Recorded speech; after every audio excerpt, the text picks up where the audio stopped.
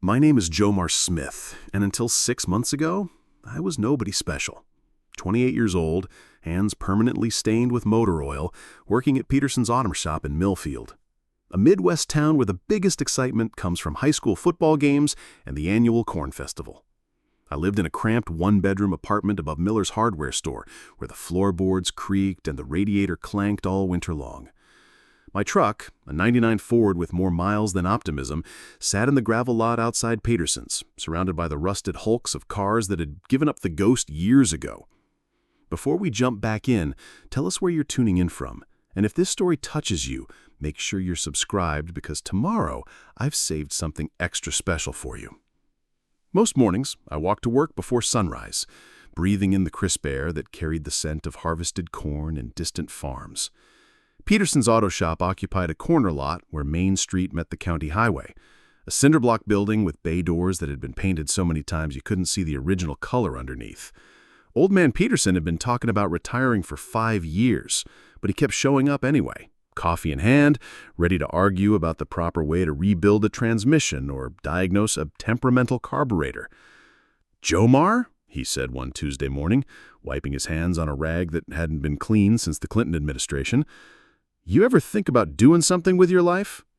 I was sliding under a '98 Chevy that had been making concerning noises for the better part of a month.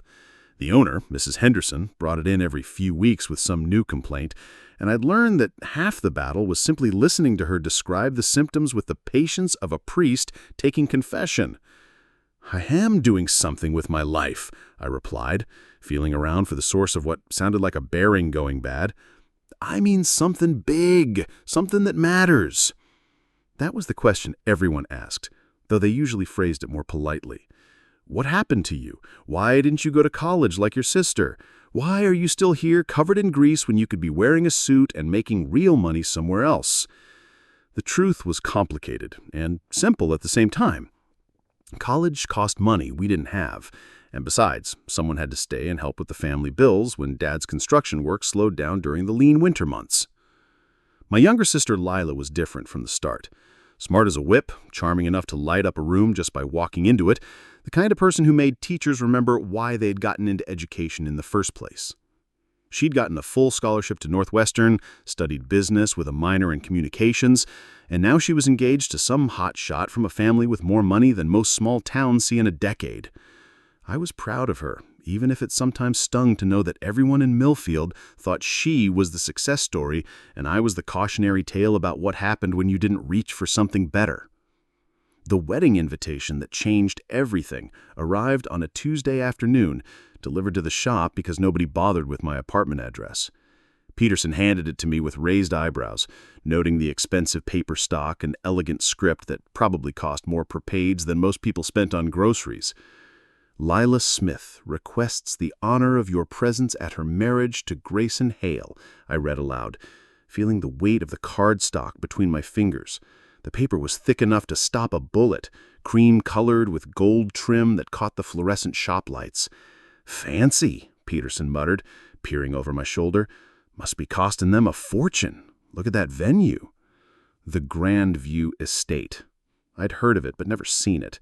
One of those places that existed in a different economic stratosphere, where people paid more for a weekend wedding than most families spent on a house. The kind of place that charged you extra just for the privilege of breathing their rarefied air. That evening, I called Leela from my apartment, staring out the window at the darkening cornfields that stretched toward the horizon like a green ocean frozen in time. "Jomar," her voice carried that familiar warmth, though something underneath sounded strained, like a guitar string tuned just a little too tight. "Did you get the invitation?" "Yeah, just did. Pretty fancy stuff." "Grayson's family insisted on the venue. They have—" She paused, searching for the right words. "Particular standards about these things." "Particular standards," I repeated, not liking the way she said it, as if she were apologizing for something she couldn't control. "You'll come, won't you? It wouldn't be the same without you there. I know it's a bit of a drive, and I know these kinds of events aren't really your thing, but—" "Of course I'll be there, Lily. Wouldn't miss it for the world." But as I hung up the phone, I couldn't shake the feeling that I was walking into something I wasn't prepared for, like showing up to a black-tie dinner in work boots and wondering why everyone was staring. The Grandview estate rose from the rolling hills like something out of an architectural magazine, all limestone columns and manicured gardens that probably employed more people than the entire population of Millfield. The circular driveway was a parade of luxury vehicles, Mercedes, BMWs, and cars I couldn't even identify, gleaming under the afternoon sun like a convention of automotive jewelry. My dented Ford pickup looked pathetic among them, a blue-collar intruder in an aristocratic gathering. A valet in a crisp white jacket approached my truck with barely concealed confusion, as if someone had parked a farm tractor in front of the Metropolitan Opera. "Sir, are you here for the Smith-Hale wedding?" "That's right," I said, climbing out and straightening my tie. The suit was my only decent one, purchased 5 years ago for our cousin's funeral, and it felt tight across my shoulders in ways that reminded me I'd put on weight since then. I'd already noticed a small stain on the sleeve that I hoped wasn't too obvious in the late afternoon light. Inside the estate, the contrast was even starker. Crystal chandeliers hung from ceilings that seemed impossibly high, their light fracturing into thousands of tiny rainbows across marble floors that reflected everything like still water. Everywhere I looked, people in expensive clothes gathered in small clusters, their conversations a gentle murmur of privilege and breeding that echoed off walls lined with oil paintings of stern-faced ancestors who'd probably never worked a day with their hands. "Jomar!" My mother's voice cut through the elegant atmosphere like a fire alarm in a library. Margaret Smith hurried toward me, her relief evident in every step. She was wearing a navy dress that I suspected had been purchased specifically for this occasion, and her shoes were the kind that looked painful but appropriate for important events. Behind her came my father, Thomas, tugging uncomfortably at his collar like a man trying to escape from a necktie that was slowly strangling him. Dad had spent his life building houses and fixing what was broken, but in this environment, he looked as out of place as I felt. "We were worried you might not show up," my mother said, her voice carrying the kind of anxiety that came from wanting everything to go perfectly on a day when perfection felt impossible to achieve. "Why wouldn't I show up? It's Leela's wedding." Dad cleared his throat, glancing around nervously at the assembled wealth. "Son, just try to keep a low profile today, all right? These people, they're not like us. The Hales have connections all over the state. Business connections, political connections. This marriage could open doors for Leela that we never could have imagined." "What's that supposed to mean?" "It means," Mom interjected, with the kind of forced brightness that suggested she'd been practicing this conversation, "that today is important for Leela's future, for all our futures, really. The Hales are giving her opportunities we never could have provided, a chance to be part of something bigger than Millfield, bigger than anything our family has ever been associated with." I wanted to ask what kind of opportunities required me to keep a low profile at my own sister's wedding, what doors were so important that they came with conditions about how her family should behave. But the sound of organ music beginning to swell from the gardens cut off my response, and Mom was already tugging at my sleeve. "Come on," she said. "We need to find our seats before the ceremony starts." The wedding ceremony took place in the estate's formal gardens, a masterpiece of landscape architecture where rows of white chairs were arranged before an archway draped in flowers that probably cost more than my monthly rent. Every detail had been planned with the kind of precision that money could buy.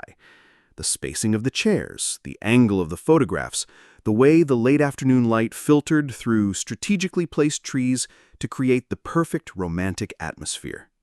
We were seated in the third row, which I quickly realized was significant when I noticed immediate family members in the front row and the most important Hale associates in the second. The distinction wasn't lost on me. or anyone else, judging by the carefully neutral expressions and polite nods that suggested everyone understood exactly where they stood in the hierarchy of importance. When Leela appeared at the end of the aisle, my breath caught in my throat. She looked absolutely radiant in her wedding dress, a creation of silk and lace that transformed her into something ethereal, almost otherworldly. But there was something in her eyes, a tightness around them that spoke of stress rather than joy, a careful control that suggested she was concentrating very hard on not making a mistake. Walking beside our father, she moved with measured steps down an aisle scattered with rose petals, past faces that watched her with the kind of attention usually reserved for museum pieces or exotic animals. The whole scene felt orchestrated, performed rather than lived, as if we were all actors in a play about happiness rather than participants in actual joy.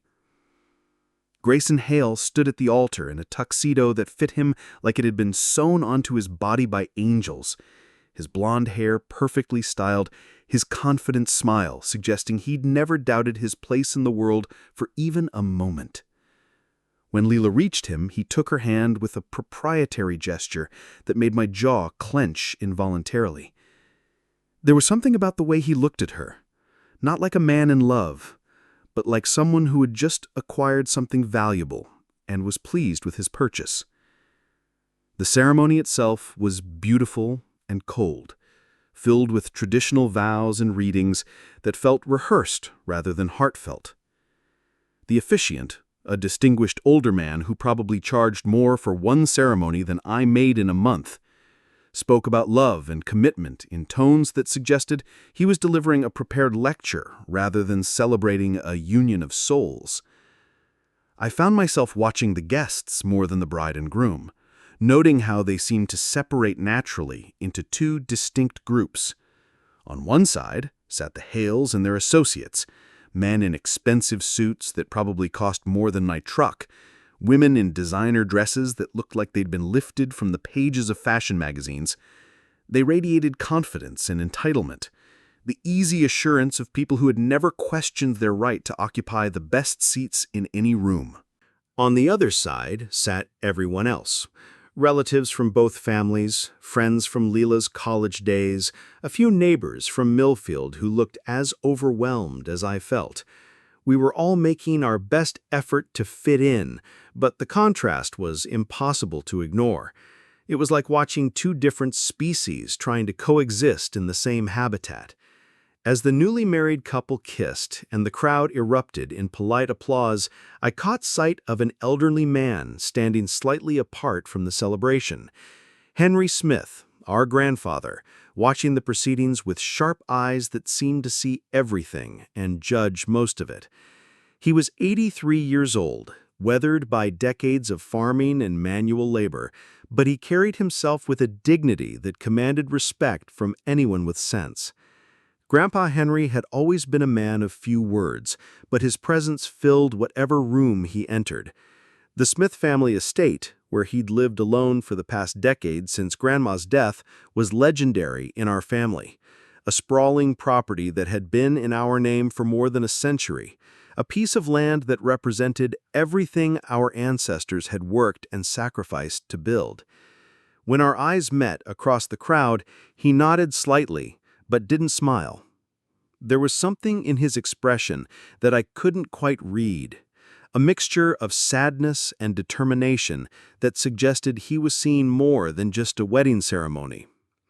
The reception took place in the estate's grand ballroom, a space so opulent it felt almost aggressive in its display of wealth. Ice sculptures shaped like swans stood sentinel over tables laden with foods I couldn't pronounce, while waiters in white gloves circulated with champagne that probably cost more per bottle than I made in a day. The centerpieces alone, towering arrangements of exotic flowers flown in from God knows where, seemed designed to remind everyone exactly how much money was being spent on this celebration. I found myself seated at table 12, which I quickly realized was somewhere between Siberia and the kitchen, as far from the head table as you could get without actually being in a different building. The other guests at my table included a few distant relatives from both sides and several people who looked as confused about the seating arrangements as I felt. We were united by our obvious displacement from the main event, the wedding equivalent of the children's table at Thanksgiving dinner. Aunt Sylvia, my father's sister, had claimed the seat beside me and was already 3 glasses of wine into what promised to be a long evening of increasingly loud observations about the assembled wealth and what it meant for our family's social standing. "Look at all this," she whispered, gesturing broadly at the room, with the kind of theatrical amazement that suggested she was both impressed and resentful. "Must be nice to have more money than God himself, though I suppose that's what Leela was counting on when she snagged herself a Hale boy." "Sylvia," I warned quietly, hoping to head off one of her infamous scenes before it could gather momentum. "Oh, don't look at me like that, Jomar. We're all thinking it, even if we're too polite to say it out loud. That girl landed herself the catch of the county, and good for her. Smart girl knows which way the wind blows and positions herself accordingly." At the head table, Leela sat beside Grayson, picking at her dinner while he regaled the nearby guests with some story that had them all laughing with the kind of enthusiasm that suggested either genuine amusement or practiced social climbing. From this distance, she looked perfect, the radiant bride everyone expected to see, glowing with happiness and anticipation for her bright future. But I'd known Leela all her life, and I could read the subtle signs that others missed. The tension in her shoulders, the way she held her smile just a fraction too long, the careful way she positioned herself slightly away from Grayson, even while maintaining the appearance of wedded bliss. Something was wrong, though I couldn't put my finger on exactly what. "Ladies and gentlemen," the best man's voice boomed through the microphone, cutting through the dinner conversation with the kind of authority that demanded immediate attention. "I'd like to propose a toast to our happy couple." The room quieted as glasses were raised in unison, a synchronized gesture of celebration that felt more choreographed than spontaneous.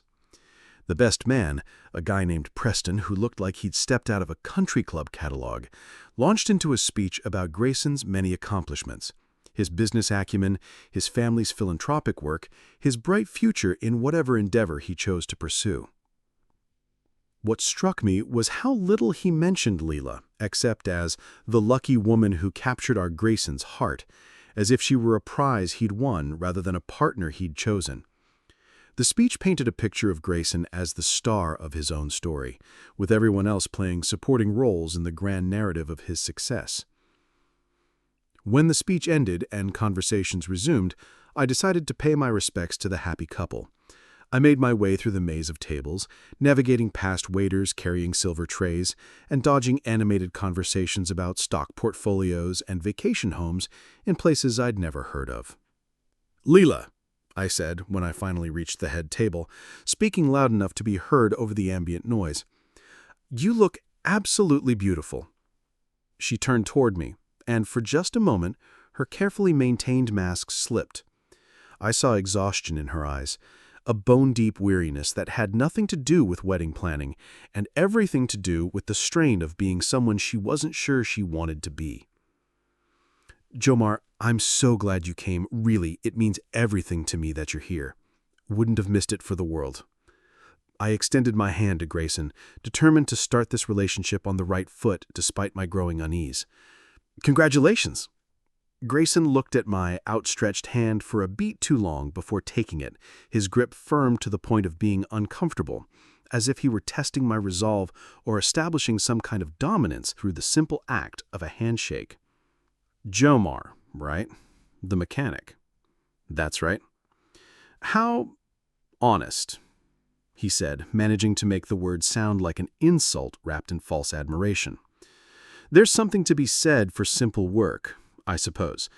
Not everyone can handle the complexities of business and finance, the kind of strategic thinking that builds real wealth and influence. A few people at nearby tables turned to listen, sensing the undercurrent of tension in what should have been a simple congratulation. "Someone has to keep the cars running," I replied evenly, determined not to rise to whatever bait he was offering. "True enough." Grayson leaned back in his chair, clearly enjoying himself now that he had an audience. "Though I have to admit I'm curious about something. Leela mentioned you've been working at the same garage for, 8 years now?" "That's right. 8 years. And you're still, what would you call it, a general mechanic?" "I work on whatever needs fixing." His laugh was light and cruel, the kind of sound that suggested he found genuine amusement in other people's limitations. "That's admirable, in its way. Really, it is. Not everyone has ambition, and society needs people willing to stay in their place, content with simple work, simple lives, simple dreams. Nothing wrong with being useful, in small ways." The word useful hit differently when spoken with such obvious condescension, and I felt heat rising in my chest like mercury in a thermometer. Around us, more conversations had stopped as people began to tune in to what was clearly becoming entertainment for the wealthy guests. "Grayson," she said quietly, placing her hand on his arm in what I recognized as a warning gesture. "Maybe we should—" No, it's perfectly fine," Grayson said, patting her hand dismissively, as if she were a child interrupting adult conversation. "I'm just making conversation with my new brother-in-law. You know, it occurs to me that we should find some way to include you in our lives, Jomar. Maybe you could service our cars. We have several vehicles that need regular maintenance. And it would be charity work, really, throwing some business your way." The room had gone completely quiet now, and I could feel dozens of eyes on me, like spotlights. Aunt Sylvia was leaning forward in her chair, like she was watching a prize fight. My parents were staring at their plates, clearly wishing they could disappear through the marble floor. "That's very generous of you," I managed, my voice steady despite the rage building inside me like steam in a boiler. "Generosity is important to our family," Grayson continued, warming to his theme now that he had everyone's attention. "We believe in helping those less fortunate. Take Leela, for instance. She's going to have opportunities now that her background never could have provided. Education, travel, introduction to the right kind of people. It's really quite transformative when someone gets lifted up from—" He gestured vaguely in my direction. "Well, from all this." The silence stretched unbearably, heavy with embarrassment and barely contained cruelty. I looked at Leela, hoping she would say something, anything, to deflect the humiliation. But she sat frozen, her face pale, clearly torn between defending me and avoiding a scene at her own wedding. "Of course," Grayson said, raising his champagne glass with theatrical flair, "we all have our place in the world. Some of us are meant for greatness, and others—" He looked directly at me, his smile as sharp as broken glass. "Others are meant to be useful in smaller ways. To the useful people." A few guests laughed nervously and raised their glasses. Others looked uncomfortable but said nothing, unwilling to challenge their host, but clearly disturbed by what they were witnessing. I stood there for a moment that felt like an eternity, watching my sister's new husband toast my insignificance while she sat silent beside him. "Excuse me," I said finally, turning away from the table.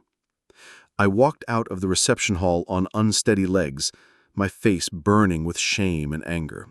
Behind me, conversation gradually resumed, and I knew that within minutes, the moment would just be another amusing anecdote for Grayson's friends to share at future gatherings. But as I stood in the estate's gardens, breathing the cool evening air and trying to calm my racing heart, I heard the sound of clinking glass drawing my attention back toward the reception hall. Through the tall windows, I could see someone standing at the head table with a microphone. It was Grandpa Henry. his weathered hands gripping the microphone stand with surprising steadiness for a man in his 80s. Henry Smith wasn't a man given to speeches or public displays. In fact, I couldn't remember ever hearing him speak to a crowd before.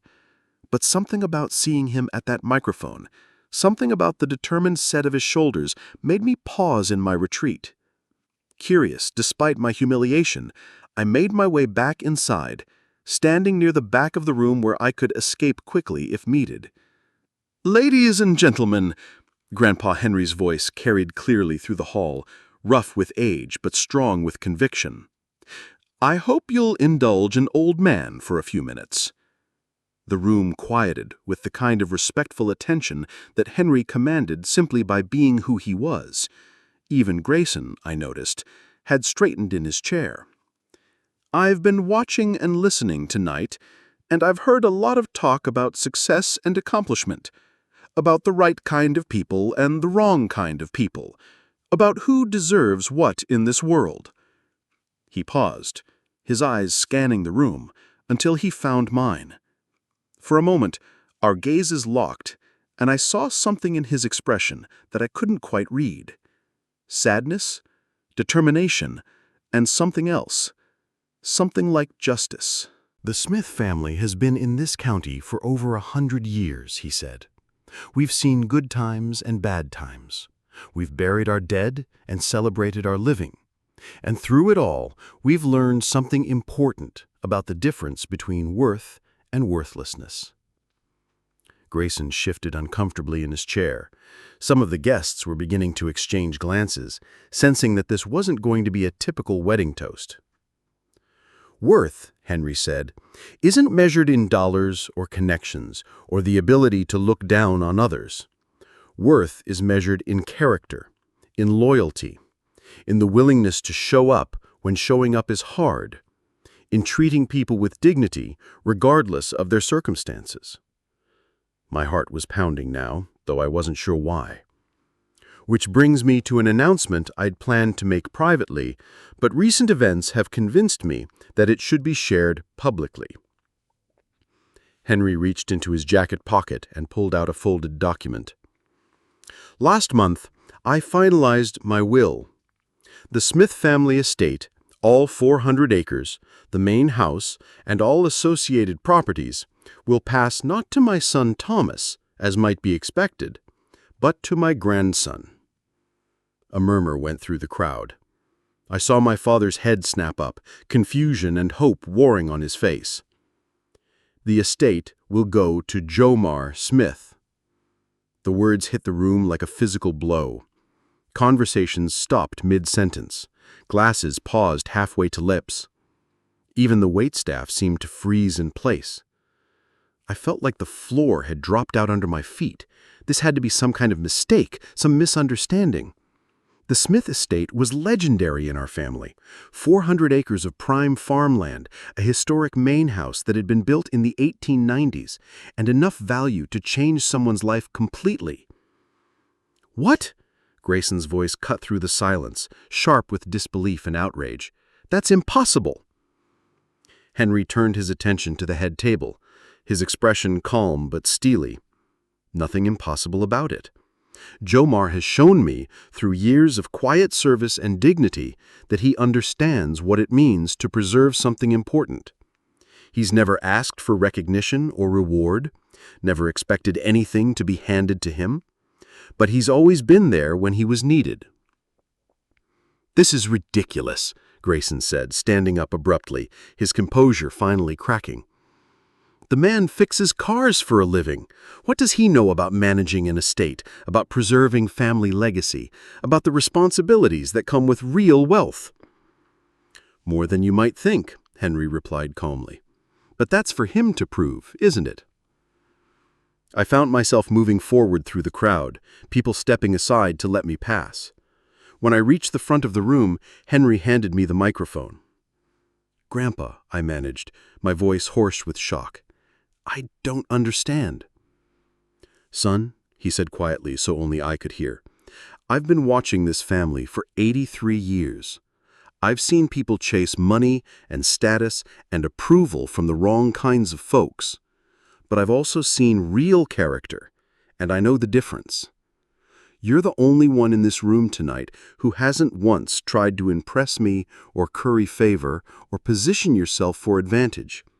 You just showed up and did what needed doing. But the estate, it's worth more than money, he said firmly. It's worth preserving, and I trust you to preserve it. Behind me, I could hear angry whispers, shocked murmurs, the sound of chairs scraping as people turned to their neighbors for explanation. At the head table, Leela was staring at me with wide eyes, while Grayson looked like he'd been physically slapped. "This is absurd," Grayson said loud enough for everyone to hear. "You're going to give a multi-million-dollar property to someone who can't even afford a decent suit?" The cruelty of the comment hung in the air, but this time, instead of shame, I felt something else rising in my chest. Determination. "Thank you, Grandpa," I said into the microphone, my voice stronger now. "I won't let you down." As I handed the microphone back to Henry, the room erupted into chaos. Some people rushed forward to congratulate me. Others clustered in small groups, whispering furiously. I caught sight of Aunt Sylvia, her mouth hanging open in shock. But it was Grayson's expression that I remembered most clearly as I left the reception hall for the second time that evening. His face was twisted with a rage and humiliation that promised this was far from over. Behind me, my grandfather's voice echoed through the hall one last time. "The estate transfer will be finalized next month. I suggest everyone adjust their expectations accordingly." And that's when I realized that being called useful might have been the greatest compliment I'd ever received. Up next, we have 2 more incredible stories that are waiting for you. Just click the image that you want to watch and it'll take you there. If you enjoyed this video, make sure to subscribe. It would mean a lot.